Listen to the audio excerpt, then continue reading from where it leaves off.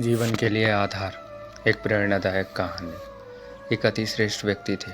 एक दिन उनके पास एक निर्धन आदमी आया और बोला कि मुझे अपना खेत कुछ सालों के लिए उधार दे दीजिए।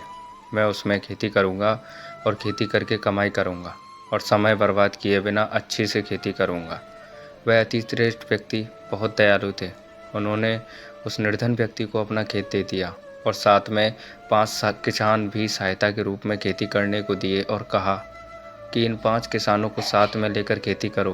खेती करने में आसानी होगी, इससे तुम और अच्छी फसल की खेती करके कमाई कर पाओगे। वो निर्धन आदमी यह देख के बहुत खुश हुआ कि उसको उधार में खेत भी मिल गया और साथ में 5 सहायक किसान भी मिल गए।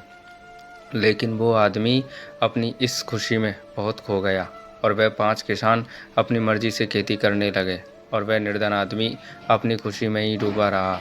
उसने ये भी नहीं सोचा जिसने उसकी बिना परीक्षा लिए उसकी मदद की उसे कैसा लगेगा। और जब फसल काटने का समय आया तो देखा कि फसल बहुत ही ख़राब हुई थी। उन 5 किसानों ने खेत का उपयोग अच्छे से नहीं किया था और ना ही अच्छे से बीज डाले जिससे फसल अच्छी हो सके। जब वह अति श्रेष्ठ दयालु व्यक्ति ने अपना खेत वापस मांगा तो वह निर्धन व्यक्ति रोता हुआ बोला कि मैं बर्बाद हो गया।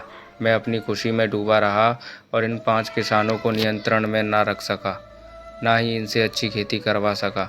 अब यहाँ ध्यान दीजिएगा, ये हम सभी के लिए जीवन की कहानी है।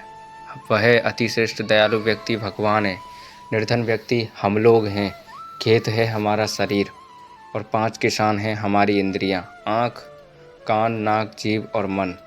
प्रभु ने हमें यह शरीर रूपी खेत अच्छी फसल यानी कर्म करने को दिया है और हमें इन 5 किसानों को अर्थात इंद्रियों को अपने नियंत्रण में रखकर कर्म करने चाहिए, जिससे जब वो दयालु प्रभु जब ये शरीर वापस मांगकर हिसाब करे तो हमें रोना ना पड़े। जीवन में कभी कभी पछतावा करने का मौका भी नहीं देती ज़िंदगी, इसलिए कर्म हमारे अच्छे हों जो खुद को सुकून और औरों को सीख दे जाते हों।